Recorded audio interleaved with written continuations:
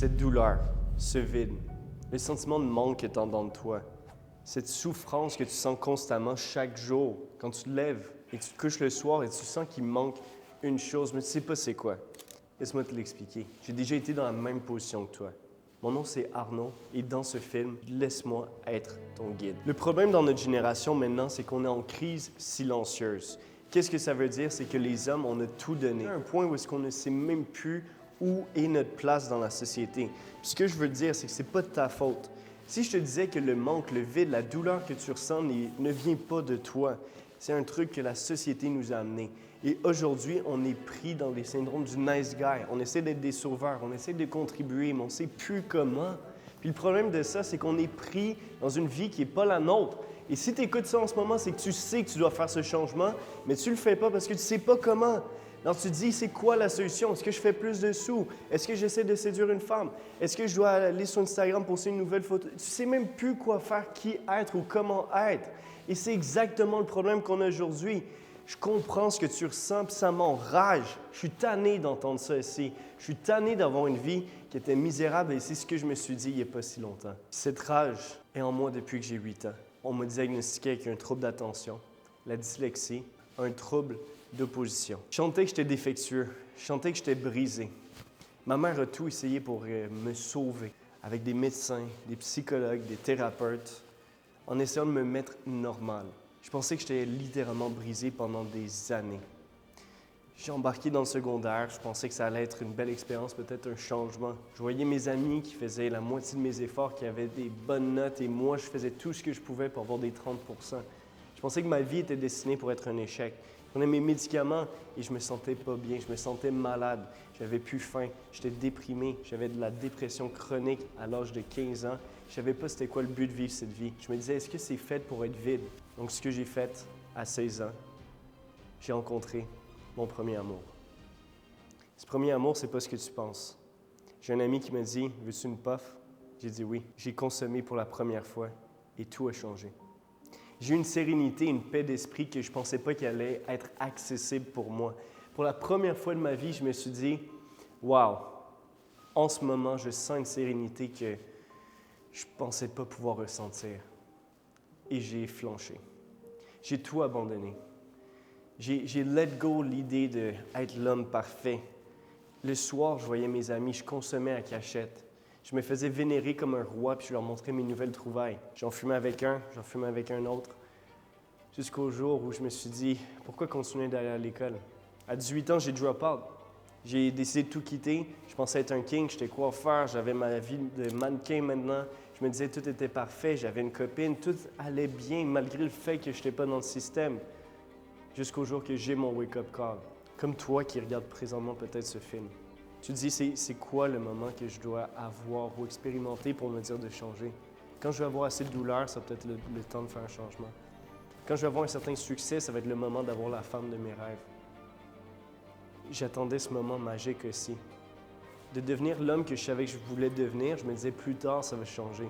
Jusqu'à temps que j'ai plus le choix. En 2022, le 26 avril, à 8h55, je reçois un appel. Le père de mon meilleur ami à l'époque. Le père de mon meilleur ami ne m'a pas appelé pour me célébrer.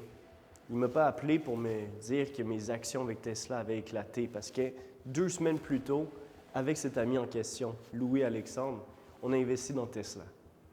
J'avais pris des profits de mes activités, j'avais investi dans Tesla 50 000 $ en une semaine.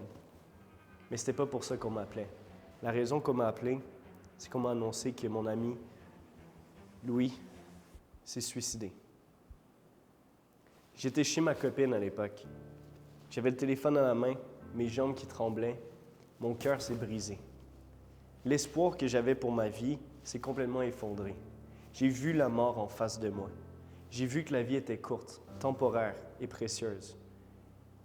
Pendant tout ce temps que je prenais ma vie pour acquis, à consommer comme un junkie, à utiliser ma blonde pour me valoriser sans la valoriser elle, j'ai pris conscience et j'ai pris le temps de réaliser que j'ai un problème.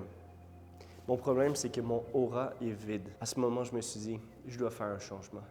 J'avais plus le choix et c'est là que j'ai dit, je vais changer. Puis comme la majorité des hommes, c'est plus facile de parler que de suivre ce qu'on dit qu'on va faire. C'est ce qui m'a amené à mon plus grand regret. J'ai rencontré une maîtresse. J'ai eu une blonde pendant 6 ans, une blonde qui m'aimait, qui était là avec moi sur n'importe quel projet, qui me supportait, qui me donnait tout l'amour et la valorisation que j'aurais jamais pu espérer avoir. Et après le décès de Louis, j'ai perdu une partie de moi. Sa famille était là pour me supporter, elle était là pour me supporter, mais à l'intérieur de moi, c'était le chaos. Le genre de chaos que tu ne veux pas vivre et que tu ne t'attends pas à vivre. Ce que je pensais bien faire est en fait un reflet de ce que j'avais à l'intérieur de moi. Parce que souvent, c'est quoi? On va se dire, le développement personnel, c'est inutile. Peut-être plus tard, je vais prendre action, je vais lire ce livre. Plus d'être discipliné, c'était brisé. Je faisais tout. À la lumière du jour, j'étais l'homme parfait. J'avais une shape, j'avais une carrière, je faisais bien les choses. Mais en cachette, je continuais de fumer et d'avoir une affaire avec une femme qui n'était pas ma copine. Le plus dur là-dedans, ça n'a pas été de juste perdre ma blonde. Ça a été de voir la seule fille que j'ai aimée, le cœur brisé, trembler, en essayant de me pardonner jour après jour. Peu importe ce que je pouvais lui dire ou faire, ça n'allait jamais être assez. Parce que c'est comme un vase. Tu l'échappes, c'est beaucoup plus facile de briser quelque chose que de le réparer. Puis de savoir que moi, j'étais responsable, il n'y a rien qui m'a plus brisé que ça. Et c'est là que j'ai découvert le Healing Journey, de soigner son aura. Puis peut-être pendant que tu écoutes cette vidéo, tu te dis, écoute Arnaud, ton film, je comprends, mais c'est quoi du aura? Qu'est-ce que ça veut dire? Ton aura, c'est l'énergie invisible que tu as quand tu projettes qui tu es dans une pièce, dans un endroit, dans une situation, dans un événement. Puis un aura, ça peut soit être magnétique ou destructeur. Et c'est ton choix. Mais de toujours se dire, bientôt, je vais travailler sur moi. Je vais nettoyer mon aura à travers du développement personnel, la motivation, aller au gym, faire tout ce qu'on pense qu'on doit faire en tant qu'homme. Mais plus qu'on met ça plus tard, plus que l'homme qu'on sait qu'on doit devenir ne va pas venir. Quand j'ai perdu mon meilleur ami, ma copine, j'ai saboté mon travail, j'ai tout perdu. Et tout ça venait pas parce que j'étais stupide, pas parce que j'étais brisé, mais j'étais blessé. La majorité des hommes, on va se dire, je vais arranger ma vie à travers les sous, avec de l'argent, avec une carrière. Je vais me valoriser à travers ce que je fais. Mais la vérité, laisse-moi te le dire, c'est superficiel. C'est à l'extérieur de toi. Comment tu peux réparer quelque chose qui est brisé à l'intérieur de toi? C'est tout ce que tu fais. C'est espérer. Je me suis assis chez moi avec mon père et je lui ai expliqué la situation. J'ai parlé de la situation à ma mère, que je suis en train de perdre mon emploi. Je suis en train de perdre la seule fille que j'ai aimée parce que je l'ai trompée. Je suis détruit. Ma mère texte ma copine pour lui dire « Tu as bien fait de le laisser. » J'ai perdu le respect de ma mère, de ma copine, de mon père. Et moi-même, j'ai perdu confiance en moi et je me suis dit, je ne peux pas être plus bas. Mais ce que je veux dire ici, ce n'est pas une histoire à propos de moi. C'est une histoire à propos de toi. Ce que je veux te démontrer, c'est que je ne suis pas parfait. Peu importe ce que tu peux voir sur les réseaux, peu importe ce que tu peux espérer voir, je ne suis pas un gourou. Je ne suis pas un coach. Je suis ton guide.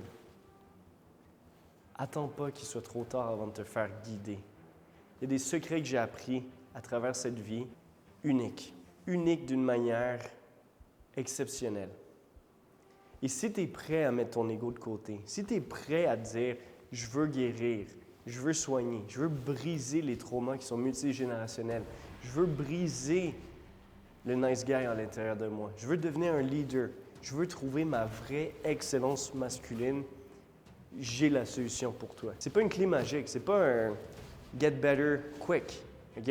Ça prend du travail. Puis la manière que je l'ai découvert, c'est qu'après avoir tout perdu, j'ai eu une opportunité unique. J'ai pu tout quitter, la job que j'étais en train de détruire, et je suis devenu closer. Quand j'étais closer, j'étais un représentant des ventes, pour ceux qui ne savent pas c'est quoi. Puis un représentant des ventes, ça fait quoi? Ça parle à des gens, ça se fait rejeter 8 fois sur 10. Mais une chose que j'ai retenue après avoir closé 1,4 million, oui, 1,4 million de dollars, ça n'a pas été des tactiques de vente qui m'ont permis d'être un vrai leader dans ma carrière. Qu'est-ce qui m'a permis d'être un leader dans ma carrière? C'est ma spiritualité. Là, peut-être que tu m'écoutes et tu me dis « Arnaud, pourquoi je vais travailler sur ma méditation si je veux avoir plus de sous, la femme de mes rêves, puis la vie, une excellence masculine? » Parce que si l'empereur, le roi, n'est pas capable de prendre des décisions saines, qu'est-ce qui va diriger réellement? Right? Je peux tout apprendre, je peux tout te donner, mais si tu n'es pas l'homme qui est capable de l'accepter, ça va te servir à quoi? Regarde-moi dans les yeux, je te le dis. Parce que si tu as les meilleures stratégies pour ta carrière, tu as les meilleurs dating tips pour Tinder, Hinge, mais que tu n'es pas un homme respectable parce que tu n'as pas encore trouvé ton excellence, ça va te servir à quoi? Et par rapport à ça, je ne suis pas meilleur que toi. Ce que j'ai pu avoir à travers ma carrière, après avoir closé autant, c'est de l'argent. Puis cet argent, en honneur de Louis, je l'ai tout réinvesti sur mon développement personnel pour créer Révolution Élite. Il y a 5 clés qui m'ont permis de découvrir le Arnaud d'aujourd'hui. Le Arnaud guéri. Le Arnaud qui peut se respecter, se regarder dans le blanc des yeux et être fier de qui il est devenu. Ces choses sont les suivantes. La méditation, le breathwork, le shadow work, l'introspection et apprendre à let go. Parce que tout le monde essaie de rajouter des tactiques. Mais si tu ne guéris pas le noyau, peu importe ce que tu peux rajouter à l'extérieur, tu vas finir par t'auto-saboter. Je comprends que ça peut peut-être être nouveau. Ça peut peut-être être super différent de ce que tu vois.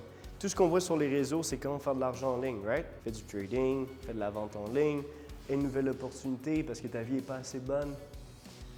C'est encore juste des choses extérieures. Chez Révolution Élite, on n'est pas nécessairement un cours. On est une école. On est une communauté. On est des hommes qui sont prêts à guérir, qui sont prêts à mener une vie saine, prêts à mener une vie accompagnée de vraies femmes de qualité, d'être des leaders du mouvement qu'on désire avoir plutôt que chialer et d'espérer que notre société va nous remarquer. Parce que la vérité, c'est quoi? En tant qu'homme, on a été abandonné. Il n'y a personne qui va se soucier de comment un homme se sent autre que nous. Et maintenant, avec Révolution Élite, c'est l'école du changement. C'est le moment de prendre action sur qui tu veux devenir. Parce que ton excellence masculine peut se faire. Mais si on fait la même tactique que tout le monde, à essayer d'avoir la motivation, de la discipline, puis être hyped, on va aller nulle part. Ce qu'on a besoin de faire, c'est d'aller venir guérir ton enfant intérieur. Aller guérir les traumas qui te hantent chaque jour. Parce que si tu ne le fais pas, ils vont ressortir constamment dans ton travail, tes relations et l'homme que tu essaies de devenir. Fais pas comme moi. Fais ce que j'aurais dû faire plus tôt. Parce que je t'entends en ce moment. Tu dis, ouais, c'est intéressant, mais peut-être plus tard. Peut-être plus tard, je vais changer. Il y aura toujours un nouveau demain jusqu'à temps qu'il n'y en ait plus. Right? Parce qu'imagine-toi ça. Imagine avoir un compte en banque avec 86 400 $ chaque jour. Il y a 2 règles par contre. Tu as cet argent-là chaque matin, mais chaque soir, elle est retirée de ton compte. Ça, c'est en fait le nombre de secondes que tu as chaque jour. Chaque jour, tu as 96 400 secondes. Jour après jour. Et ça va durer jusqu'à temps qu'il n'y en ait plus. Alors, combien de secondes, combien de temps veux-tu investir dans le vide à espérer que ça change? Quand tu le sais que ça ne va pas changer. Parce que plus que tu refoules, tu mets de côté ce que tu as besoin de travailler, plus difficile ça va être de te transformer. Encore une fois, mon nom c'est Arnaud. Je ne suis pas un gourou, je ne suis pas un coach, mais je suis ton guide. Ce que je veux te proposer ici, ce n'est pas la solution magique. C'est la seule, unique solution. Au lieu de se distraire, nous allons affronter tes émotions ensemble. Pas seul, en équipe. C'est fini de se battre seul. Si on va aller vite, on peut aller seul. On peut se dire oui, on y va. Mais si on va aller loin, on doit aller en équipe.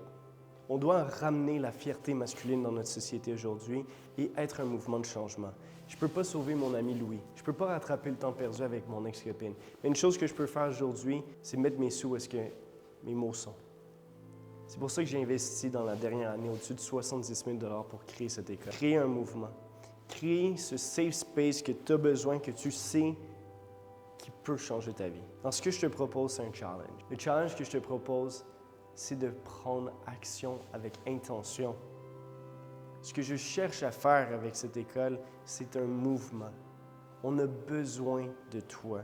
Tu as besoin de toi. On doit être l'homme qu'on désire être aujourd'hui, pas demain. Parce que tant et si longtemps que tu ne guéris pas, tu ne veux pas changer ta vie. Alors, au lieu de mettre à plus tard comme la majorité le ferait, peut-être la version passée de toi l'aurait fait, mais aujourd'hui, si tu es encore ici, tu sais que c'est plus toi. Tu vas avoir la chance d'avoir un appel stratégique, soit avec moi ou quelqu'un de mon équipe. Le but, c'est d'être là pour t'accompagner. Contrairement à un psychologue qui va t'écouter et dire merci, on va littéralement te challenger le petit garçon blessé à l'intérieur de toi, le guérir et sortir l'homme que tu mérites d'être. Ton excellence masculine est de l'autre côté de cette décision que je te propose. Prends action maintenant. Répète pas mes erreurs, c'est le temps pour toi de devenir un empereur. On se voit de l'autre côté.